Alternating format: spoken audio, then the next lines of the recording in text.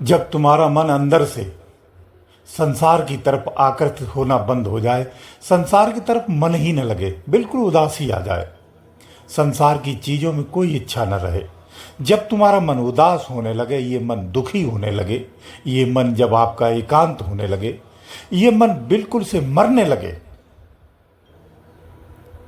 समझ लेना आपका सूर्योदय हो रहा, अंदर का सूर्योदय हो रहा है। अंदर की स्थिति अब आपकी पलट रही है, बिल्कुल उल्टी हो रही है। इस मन को दुखी होना चाहिए, इस मन को इतना दुखी होना चाहिए कि ये संसार से व्यथित हो जाए, तभी आप अंदर की वास्तविक चीजों से जागृत होंगे। यही मन ही है, यही तुम्हारा सबसे बड़ा शत्रु है, जिस पर आप कभी ध्यान नहीं देते हैं। ध्यान क्या, हम इसी के गुलाम हो जाते हैं। यही भटकाता है, यही संसार में बाहर भी भटकाता है, यही अंदर में ध्यान के वक्त भी भटकाता है। जो आपका ध्यान नहीं लगता है ना, उसका कारण और कुछ नहीं है, ये मन ही है। कुछ कहते हैं ना कि मन को मार लो बस हो गया भजन। बात महत्वपूर्ण है। शब्द सत्संग का कहीं से भी उठा लो, एक शब्द ही आपके जीवन को बदल सकता है। सिर्फ एक शब्द कोई भी अपना लीजिए, एक बात कोई भी आप धारण कर लीजिए, जीवन बदल सकता है। इसलिए उदासी आवश्यक है। जब अंदर से ये मन मरता है, ये बलहीन होता है, तो ये उदास और दुखी होने लगता है। संसार में जब आपकी इच्छा ना रहे, संसार के प्रति कुछ मन ना लगे, जब आप कहीं क्षेत्र में, रिश्तेदारी में, दोस्तों में, यार में, ऐसे स्थानों पर जो सार्वजनिक है या 10 लोगों के मध्य है, वहां भी आपको अच्छा ना लगे, लगे कहां आ गया हूं, यहां मजा नहीं आ रहा, चलिए घर चलते हैं, अच्छा नहीं लग रहा है, और आप अपने वापस घर चले आए। कोई कितनी भी अच्छी सामाजिक बातें करता हो, चर्चा करता हो, दोस्त हो, यार हो, सहपाठी हो, आपको जब सांसारिक बातें अच्छी नहीं लगती हैं, आपको सुखी मनाना चाहिए, आपको खुशी मनानी चाहिए। आपके अंदर में हृदय परिवर्तन हो रहा है, जो बहुत ही अच्छा है।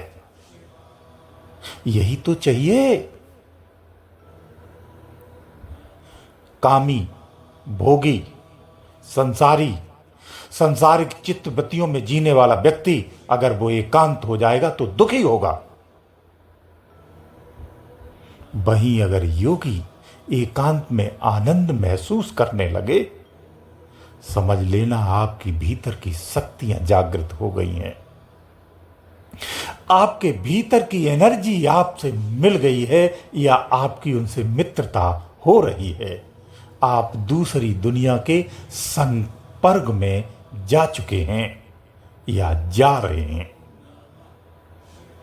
क्योंकि जब आप दूसरी दुनिया से जुड़ते हैं तो ये जो दुनिया है, इससे आप भिन्न होने लगते हैं। यहां के 10 साल का आनंद वहां का एक क्षण का आनंद बराबर हो जाता है। इतना असीम आनंद है, वो बहुत गहरा आनंद है। उस आनंद की अनुभूति मात्र से ही जीवन बदल जाता है। उस व्यक्ति को फिर किसी ज्ञान की आवश्यकता नहीं होती है, ना ही उसे फिर किसी की आस होती है। वो इस तरह से छटपटाता है, वो अपने आप ही उस आनंद में जाने के लिए व्याकुल हो जाता है। पहले झलक है, फिर पूरा सागर है। प्रकृति का, कुदरत का, कायनात का, विज्ञान का, परमात्मा का, सत्य का, परम सत्य का, समस्त ब्रह्मांड की सारी स्थितियों का चाल चलन यही है। पहले झलक, फिर पूरा सागर उड़ेल दिया जाता है। यह उन साधकों का भी भ्रम दूर कर देता हूं जो साधक कहते हैं कि मुझे शुरू में अनुभव आ रहे थे, अब नहीं आ रहे हैं। ये इसी नियम के तहत नहीं आते हैं। पहले झलक, फिर पूरा सागर दिया जाता है। सागर कब दिया जाता है? जब आप पूर्ण योग्य हो जाते हैं, उस सागर के पानी योग्य हो जाते हैं, उस वक्त आपको ये सागर दे दिया जाता है। इसलिए अनुभव जब नहीं आते तो आप समझ लेना आपकी तैयारी के लिए आपको समय दे दिया है, जिसमें अब आपको सक्षम होना है। बहुत सरल बात कहता हूं, उस सत्य को जानना है, कुछ मत करो, कुछ करने की आवश्यकता नहीं, कहीं भ्रमित मत हो। जो बड़े बड़े आप ग्लोबल चीज़ों को जब आप देखते हैं ना, बड़ी बड़ी आलीशान बिल्डिंगें और बड़े बड़े आलीशान सत्संगों देखते हैं, जहां प्रभावित हो जाते हैं। सत्य तुम्हारे भीतर में है और उसका आभास करना है तो बहुत सरलतम बताता हूं। एकांत होना अपने ही घर में, शांत होना अपने ही घर में, एकांत होकर के अंदर की अनुभूतियां को महसूस करना कभी, तो आपको आभास होगा कि अंदर में असीम सत्ता है, जिनकी आवाजें तरंगे हर क्षण आपको प्राप्त हो रही हैं, भीतर में स्पष्ट महसूस होती हैं। अगर आप एक क्षण के लिए बैठकर भी महसूस करेंगे, बस उन्हीं तरंगों, उन्हीं आवाजों में, उन्हीं शक्तियों में, उसी कंपन में, उसी प्रकाश में आपको आकर्षित होना है, उन्हीं पर फोकस करना है। जब रोज अभ्यास करेंगे आपकी अंदर की जागृति हो जाती है। कितना सरल है। क्यों भटकते हो, क्यों जगह जगह जाकर के भटकते हो? कोई आवश्यकता नहीं है, सत्य तुम्हारे भीतर में है। फिर क्या जरूरत है पौधों को पूजने को, नदियों को पूजने को, नालों को पूजने से, पत्थरों को पूजने से? आप पूजते हो, बहुत अच्छी बात, पूजिए, लेकिन सत्य के लिए अगर आप जा रहे हैं तो फिर भीतर में है, उसे खोजिए।